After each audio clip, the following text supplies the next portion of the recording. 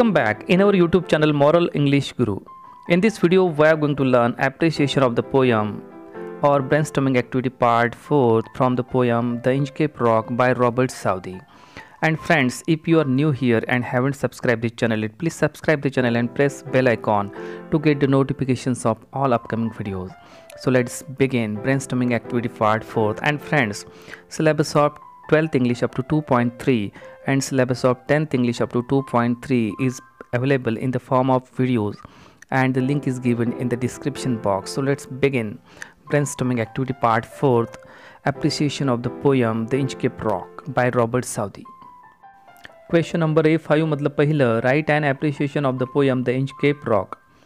हा प्रश्न पाहताना आपण यामध्ये ही कविता, या कवितेचे कवी, या कवितेची थीम, पोएटिक स्टाईल, लँग्वेज, या कवितेमध्ये वापरण्यात आलेले डिव्हाइसेस, स्पेशल फीचर्स, या कवितेमध्ये कुठली अशी वैशिष्ट्ये आहे, काय मेसेज कवीला द्यायचं आहे, व्हॅल्यूज, मोरल्स किंवा आपलं या कवितेबद्दल एकंदर काय मत आहे, तर अशा सर्व मुद्द्यांना घेऊन कवितेचं ॲप्रिशिएशन आपण लिहित असतो. पहिला मुद्दा पाहूया, title or the name of the poem. तर आपल्याला माहीतच आहे the name of this poem is the Inchcape Rock and the poet is Robert Southey. आता आपल्याला या रॉबर्ट साऊदीबद्दल आपण एक दोन ओळी लिहू पण शकतो. He is well non for his narrative poems. म्हणजे ज्या पोयम्समधून एखादी कथा नरेट केल्या जाते अशा कवितेंसाठी हा कवी प्रसिद्ध आहे. त्यानंतरचा मुद्दा आहे the theme of the poem. या कवितेची थीम काय आहे, आशय काय आहे, म्हणजे या कवितेमधून कवीला नेमकं काय सांगायचं होतं त्याला म्हणतात थीम. आता पाहूया theme. The theme of the poem, या कवितेची थीम आहे गुडनेस, त्यासोबतच जिलसी, रिग्रेट आणि पनिशमेंट, म्हणजे अशी ही थीम आहे ज्यामध्ये आपल्याला चांगुलपणा, जेलसी, मत्सर, हेवा, रिग्रेट, पश्चाताप आणि पनिशमेंट, शिक्षा असं आपल्याला दिसून येईल. आणि शिक्षा कशाबद्दल, तर एखाद्याच्या स्वतःच्याच क्राईमबद्दल. यामध्ये आपल्याला दिसून येईल की ॲबॉट ऑफ ॲबरब्रथॉक याने एक बेल इन्स्टॉल केलेली आहे ऑन द इंचकेप रॉक. त्याचा उद्देश आहे की लोकांचे प्राण वाचले पाहिजे आणि लोक जे त्या इंचकेप रॉकपासून जातात तर ते त्याला धन्यवाद देतात, कारण त्या इंचकेप रॉकवरील बेलमुळे लोकांचे प्राण वाचतात. तर ॲबॉट ऑफ ॲबरब्रथॉक यांचं जे हे गुड ॲक्ट आहे त्याबद्दल लोक त्याला थँक्स म्हणतात. तर ही आहे या कवितेमधली एक थीम, ज्याला आपण म्हणू शकतो गुडनेस. त्यासोबतच एक दुसरं कॅरेक्टर आहे द राल्फ द रोवर. तर हा व्यक्ती जेलस आहे. तो ॲबॉट ऑफ ॲबरब्रथॉकच्या या कार्याबद्दल जेलसी बाळगतो. त्याला वाटतं की या व्यक्तीच्या बेलमुळे या ठिकाणी कुठला ॲक्सिडेंट होत नाही आणि मला कुठल्या जहाजाला लुटता येत नाही, कदाचित असं त्याला वाटत असावं, म्हणून तो ॲबॉट ऑफ ॲबरब्रथॉकला बरं वाईट बोलत असतो आणि त्याच्याबद्दल वाईट चिंततो आणि एक दिवस तो ती बेल कापून टाकतो. तर ह्यामध्ये आपल्याला दिसून येईल जेलसी. त्यासोबतच एक थीम आपल्याला या कवितेमध्ये दिसून येते रिग्रेट. राल्फ द रोवर हा जो क्रिमिनल माइंडचा पर्सन आहे किंवा तो पायरेट आहे, जहाजं चोरणे, जहाजावर चोरी करणे किंवा लूटमार करणे अशा प्रकारचे कामं तो समुद्रामध्ये करतो. तर तो बऱ्याच लोकांना लुटतो आणि त्यानंतर अचानकच वादळामध्ये एका रात्रीला त्याचं जहाज त्या इंचकेप रॉकला स्ट्राईक होतं आणि त्याचं जहाज ब्रेकअप झाल्यानंतर, त्या जहाजामध्ये पाणी शिरल्यानंतर ते जहाज बुडतं आणि त्या बुडालेल्या जहाजासोबतच तो पण बुडतो आणि मरतो. मरण्यापूर्वी त्याला फार पश्चाताप होतो की मी असं का केलं, म्हणजे त्याला असं वाटतं की जर मी ही बेल कापली नसती तर कदाचित याच बेलच्या साहाय्याने मी वाचू शकलो असतो. म्हणजे या कवितेमध्ये एक रिग्रेटची सुद्धा भावना आपल्याला दिसून येते. आणि सर्वात शेवटी एक भावना आपल्याला दिसून येईल, ती म्हणजे पनिशमेंट फॉर वन्स क्राईम. जो क्राईम तो राल्फ द रोवर कमिट करतो तर त्या क्राईमसाठी त्याला शिक्षा मिळते. इंग्रजीमध्ये एक प्रोवर्ब आहे, as you sow shall you reap. जसं पेराल तसं उगवेल, जसं कराल तसं तुम्हाला भरावं लागेल. तर अशा प्रकारची थीम या ठिकाणी आपल्याला पाहायला मिळते. पोएटिक स्टाईलमध्ये आपण आता पाहूया, तर ही कविता एक बॅलेडच्या स्वरूपामध्ये आहे. यामध्ये प्रत्येक स्टांजा हा 4 लाईन आहे आणि त्याला क्वाड्रंट्स असं म्हटलं जातं. तर यामध्ये एक स्टोरी डिस्क्राईब केलेली आहे. यामध्ये आपल्याला दिसते की राल्फ रोवर हा विकेट पर्सन आहे आणि ॲबॉट ऑफ ॲबरब्रथॉक हा एक चांगला पर्सन आहे. तर अशा प्रकारचं कॉन्ट्राडिक्टरी कॅरेक्टर्स यामध्ये आपल्याला दिसतात आणि तशा प्रकारचं एक स्टोरी आपल्याला या कवितेमध्ये दिसते. रायमिंग स्कीम ही प्रत्येक स्टांझामध्ये जवळजवळ AABB या स्वरूपाची आहे, परंतु प्रत्येक स्टान्झामध्ये येणारे जे रायमिंग वर्ड्स किंवा पेअर्स आहे ते डिफरंट आहे. त्यामुळे आपण निश्चितपणे हे सांगू शकणार नाही की या कवितेची रायमिंग स्कीम कशी आहे. परंतु एवढं मात्र नक्की की प्रत्येक स्टान्झामध्ये पहिल्या 2 लाईन्स राईम होतात आणि तिसरी आणि चौथी लाईन राईम होते. या कवितेच्या माध्यमातून ट्रायम्फ ऑफ व्हर्च्यूज ओव्हर व्हायसेस हे पिक्चराईज केलेलं आहे. म्हणजे व्हर्च्यूज म्हणजे सद्गुणांचा दुर्गुणांवर मिळवलेला विजय हा या कवितेमध्ये अतिशय ब्युटिफुली पिक्चराईज केलेला आहे. ॲप्रिशिएशनमधला पुढचा मुद्दा आहे the language poetic devices used in the poem. तर या कवितेमध्ये वापरलेली लँग्वेज ही फार सिंपल आहे आणि इझी टू अंडरस्टँड आहे. यामध्ये काही आउटडेटेड वर्ड्स ज्याप्रमाणे आहे जसं ब्लेस्ड आहे, कोथ, हॅथ अशा प्रकारच्या शब्दांचा वापर केलेला आहे. हे आउटडेटेड किंवा अप्रचलित वर्ड्स आहे जे जुन्या इंग्रजीमध्ये यूज केल्या जात होते. आज रोजी आपण ती यूज करत नाहीत, परंतु तसे वर्ड्स कवीने या कवितेमध्ये वापरलेले आहे. आणि फिगर ऑफ स्पीचचा जर विचार केला तर alliteration, repetition, inversion, onomatopoeia, metaphor, personification, apostrophe तर असे बरेचसे अलंकार या कवितेमध्ये आपल्याला दिसून येतात. पुढचा मुद्दा आहे स्पेशल फीचर्स. या कवितेचं वैशिष्ट्य काय? तर वैशिष्ट्यामध्ये आपण लिहू शकतो की शेवटच्या स्टान्झामध्ये ज्या पद्धतीने कवीने मेटॅफर हा अलंकार यूज केला, म्हणजे राल्फ द रोअर हा मरतो आणि त्याचा मृत्यू हा रिंगिंग बेल म्हणजे स्नेलसोबत कम्पेअर केलेला आहे इनडायरेक्टली. तर ते करताना कवीने नेलची कल्पना किंवा त्या सुपरनॅचरल एलिमेंट जसं डेव्हिल आहे, डेव्हिलच्या हातामध्ये ती बेल आहे, तो वाजवत आहे, अशा प्रकारची जी कल्पना केली ती अप्रतिम आहे. त्यानंतर या कवितेचं वैशिष्ट्य आपण असं म्हणू शकतो की या कवितेमध्ये आलेली रायमिंग स्कीम. तर प्रत्येक स्टान्झामध्ये आपल्याला AABB या प्रकारची रायमिंग स्कीम पाहायला मिळते. परंतु प्रत्येक स्टान्झामध्ये येणारे वर्ड्स हे पहिल्या स्टान्झामध्ये येणाऱ्या वर्ड्सप्रमाणे राईम होताना दिसत नाही. त्यामुळे आपण परफेक्टली असं म्हणू शकत नाही की AABB हीच रायमिंग स्कीम यामध्ये आली. परंतु पहिल्या 2 लाईन्समध्ये येणारे वर्ड्स राईम होतात आणि तिसऱ्या आणि चौथ्या लाईन्समध्ये येणारे वर्ड्स राईम होतात असं प्रत्येकच स्टान्झामध्ये आपल्याला दिसून येते. तर हे सुद्धा या कवितेचं एक वैशिष्ट्य आहे. ही कविता बॅलड आहे आणि त्यामुळे नक्कीच ही नरेटिव्ह पोयम आहे. या कवितेच्या माध्यमातून एक गोष्ट सांगण्याचा प्रयत्न कवी करतो. या कवितेचं दुसरं एक वैशिष्ट्य आहे की अतिशय सुंदर असा एक व्हॅल्युएबल मेसेज देण्याचा प्रयत्न या कवितेच्या माध्यमातून कवीने केलेला आहे. आणि तो मेसेज असा आहे की as you sow shall you reap. जसं तुम्ही पेराल तसं उगवेल, जसं तुम्ही कर्म कराल त्याप्रमाणे तुम्हाला फळ मिळेल, अशा प्रकारचा सुंदर मेसेज या कवितेच्या माध्यमातून वाचकांना मिळतो. तर ही सर्व आहेत special features of this poem. पुढचा मुद्दा आहे मेसेज, व्हॅल्यूज किंवा मॉरल्स इन दिस पोयम. या कवितेमध्ये कुठला मेसेज, काय मूल्य किंवा काय नैतिकता दाखवलेली आहे? तर आपण आताच पाहिलं की या कवितेच्या माध्यमातून एक मेसेज देण्याचा प्रयत्न झालेला आहे आणि तो आहे ज्याप्रमाणे तुम्ही कर्म कराल त्या प्रकारचे तुम्हाला फळ मिळेल, जसं तुम्ही पेराल तसं उगवेल. तर हा मेसेज या कवितेच्या माध्यमातून आपल्याला मिळतो. त्यासोबतच एक दुसरा मॉरल मेसेज या कवितेच्या माध्यमातून आपल्याला मिळतो. तो असा आहे की we should help humanity as possible as we can.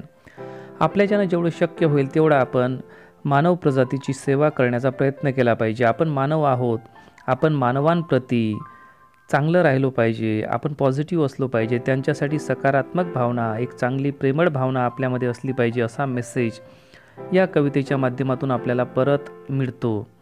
आणि काही मूल्ये, काही नैतिकता आपल्याला दिसून येते की विलेन किंवा वाईस, दुर्गुण यांचं जीवन हे शॉर्ट असतं. जर आपण दुसऱ्यासाठी खड्डा खोदतो तर आपण त्यामध्ये नक्कीच पडू, असाही मेसेज आपल्याला यामधून मिळतो. आणि जर आपण वाईट कृत्य करत असू तर त्याच्यासाठी आपल्याला नक्कीच पनिशमेंट मिळणार आहे, ही शिकवण, हा बोधसुद्धा या कवितेच्या माध्यमातून आपल्याला मिळतो. शेवटचा मुद्दा, your opinion about the poem. तुमचं या कवितेबद्दल काय मत आहे? तर मत व्यक्त करताना आपण असं सांगू शकतो की ही पोयम बॅलेड आहे, नरेटिव्ह पोयम आहे. या कवितेच्या माध्यमातून एक स्टोरी एक्सप्लेन करण्याचा प्रयत्न कवीने केलेला आहे. या कवितेमध्ये आपल्याला 2 कॉन्ट्राडिक्टरी ह्युमन बिईंग्स दिसतात. एक हा चांगला आहे, पॉझिटिव्ह आहे, तर दुसरा हा वाईट आणि निगेटिव्ह आहे. तर या कवितेच्या माध्यमातून मी आपलं एक मत या ठिकाणी व्यक्त करतो आणि लोकांना सांगू इच्छितो की आपण चांगल्या लोकांविषयी जेलसी ठेवली नाही पाहिजे, आपण त्यांचा आदर केला पाहिजे. We should try to adapt the good qualities of good people. आपण चांगल्या लोकांच्या चांगल्या क्वालिटीज का ॲडप्ट करत नाहीत? आपण त्या क्वालिटीज ॲडप्ट केल्या पाहिजे आणि पुढे लाईफमध्ये वाटचाल केली पाहिजे. आपण मानव आहोत आणि त्यामुळे आपण मानवतेची नक्कीच सेवा केली पाहिजे. मानवतेची सेवा करणे हे आपलं प्रथम कर्तव्य असलं पाहिजे. क्वेश्चन नंबर A5 मधलं second, required qualification and various fields opportunities for women to join in the navy. महिलांसाठी नेव्हीमध्ये काय काय अपॉर्च्युनिटीज आहे किंवा काय क्वालिफिकेशन आवश्यक आहे. तर या ठिकाणी आपल्याला क्वालिफिकेशन दिसतं PCM with English, computer science, MBA, humanities, BSc, BCom, BE, BTech याही क्षेत्रामधून आपण नेव्हीमध्ये जाऊ शकतो. वयवर्षे 19 ते 24 वयाच्या महिलांना नेव्हीमध्ये naval armament inspectorate, ATC, observer, law, logistics, education, naval architecture, pilot या सर्व सेक्टर्समध्ये महिलांना भरपूर अपॉर्च्युनिटी आहे. नेव्हल आर्मामेंट इन्स्पेक्टरेटमध्ये त्यांना जे काही आर्म्स असतात, शस्त्र, वेपन्स जे वॉरमध्ये यूज केल्या जातात त्यांची सेफ्टी आणि त्यासोबतच सेफ्टी ऑफ वेसल्स आणि सेफ्टी ऑफ कंट्री या संदर्भात जॉब करावा लागतो. ATCमध्ये एअर ट्रॅफिक कंट्रोलर, यामध्ये आपल्याला नेव्ही ॲडमिनिस्टर करते किंवा कंट्रोल करते जे वॉर प्लेन्स असतात किंवा हेलिकॉप्टर्स असतात जे समुद्रामधून फ्लाय करतात. तर त्यावर कंट्रोलिंग करण्याचं किंवा त्याला ॲडमिनिस्टर करण्याचं काम ATC करतात, म्हणजे एअर ट्रॅफिक कंट्रोलर करतात आणि त्यामध्ये सुद्धा महिलांना फार मोठी संधी आहे.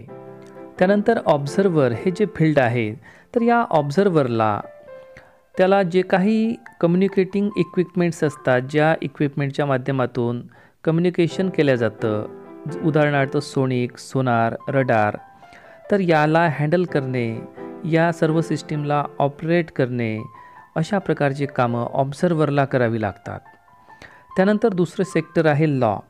तर यामध्ये जज ॲडव्होकेट अपॉइंट केला जातो 168 सेक्शनच्या नुसार. नेव्ही ॲक्ट आहे 1957चा, त्यानुसार त्यामध्ये आपल्याला ज्युडिशियरीचं काम लॉच्या माध्यमातून सुद्धा करता येतं आणि त्यामध्ये नेव्हीच्या संदर्भात जे काही इश्यूज अराईज होत असतात तर त्यांना न्याय देण्याचं काम जज किंवा ॲडव्होकेटच्या माध्यमातून करण्याची संधी महिलांना या सेक्टरमध्ये उपलब्ध आहे.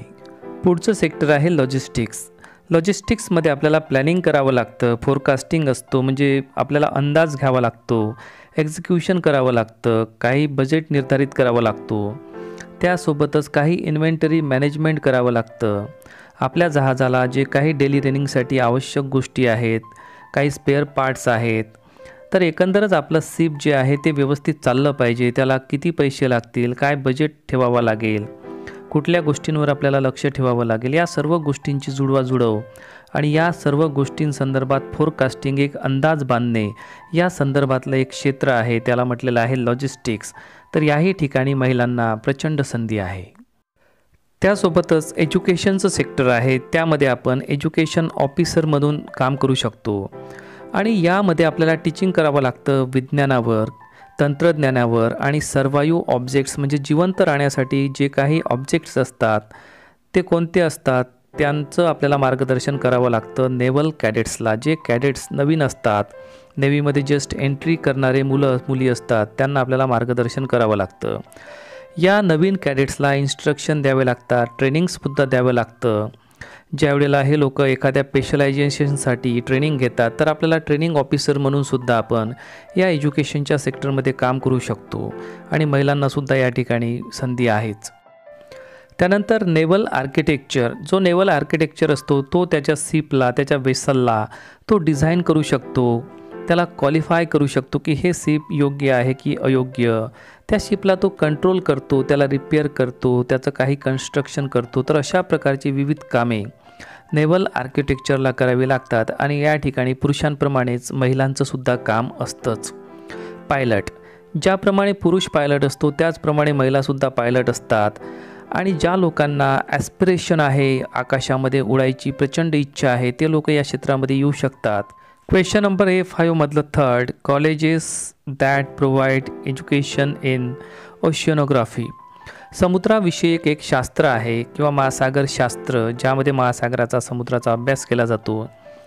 तर असा अभ्यास करणारे काही कॉलेजेस आहे, जसं national institute of oceanography Goa, त्यानंतर Mumbai MBA logistics shipping management IIKM business school Calicut Kerala, Indira Gandhi college of distance education Tamil Nadu. तर या ठिकाणी हे जे कॉलेजेस आहे ते ओशियनोग्राफीचं काम करतात. तर आता आपण थोडं पाहूया की ओशियनोग्राफी म्हणजे काय, समुद्रशास्त्र म्हणजे नेमकं काय. तर ही जी ओशियनोग्राफी असते तिलाच एक ओशियनॉलॉजीसुद्धा म्हटलं जातं. तर यामध्ये समुद्राचा फिजिकल आणि बायोलॉजिकल आस्पेक्टने अभ्यास केला जातो.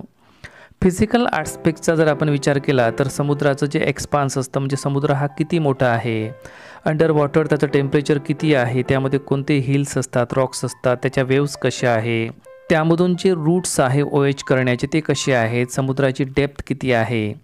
तर या प्रकारचे आस्पेक्ट येतात फिजिकल आस्पेक्टमध्ये. आणि बायोलॉजिकल आस्पेक्टच्या दृष्टीने जर विचार केला तर त्या समुद्रामध्ये, त्या महासागरामध्ये कोणते क्रिएचर्स आहे, बॅक्टेरियाज कोणते आहे, कुठले ॲनिमल्स आहे, हॅबिटॅट्स त्यांचे कसे आहे, त्या सर्व प्राण्यांची प्रोसेस ऑफ देअर सर्वायवल कशी आहे, म्हणजे ते सर्व प्राणी त्या सागरामध्ये, समुद्रामध्ये, महासागरामध्ये कसे जिवंत राहतात किंवा जिवंत राहण्यासाठी कसं स्ट्रगल करतात, त्यांचं फूड काय आहे, त्यांचा मानवी जीवनावर काय परिणाम होतो, ते मानवी जीवनाला बेनिफिशियल आहे की काही डेंजरस आहेत. तर या सर्व दृष्टिकोनातून या बायोलॉजिकल आस्पेक्टमध्ये समुद्रातील सर्व जीवांचा, प्राण्यांचा अभ्यास केला जातो. तर या सर्व अभ्यासाला म्हटलेलं आहे ओशियनॉलॉजी. म्हणजे यामध्ये फिजिकल आणि बायोलॉजिकल दोन्ही आस्पेक्ट अंतर्भूत केलेले आहे. तर विद्यार्थी मित्रांनो, ही होती ब्रेनस्टॉर्मिंग ॲक्टिव्हिटी पार्ट 4 किंवा appreciation of the poem the Inchcape Rock by Robert Southey. आणि विद्यार्थी मित्रांनो, जर आपण या चॅनलवर नवीन असाल आणि अजूनही आपण या चॅनलला सबस्क्राईब केलं नसेल तर अवश्य करा. जर हा व्हिडिओ तुम्हाला आवडला असेल तर या व्हिडिओला नक्की लाईक करा, शेअर करा, कमेंट करायला विसरू नका. वर्ग 12वा इंग्रजी आणि वर्ग 10वा इंग्रजी या दोन्ही वर्गांचा सिलेबस 2.3 पर्यंत कंप्लीट करण्यात आलेला आहे आणि त्याचे व्हिडिओ मॉरल इंग्लिश गुरु या चॅनलवर अपलोड करण्यात आलेले आहे आणि त्याची लिंक तुम्हाला डिस्क्रिप्शन बॉक्समध्ये मिळेल. Thanks a lot for watching moral English Guru. Thank you.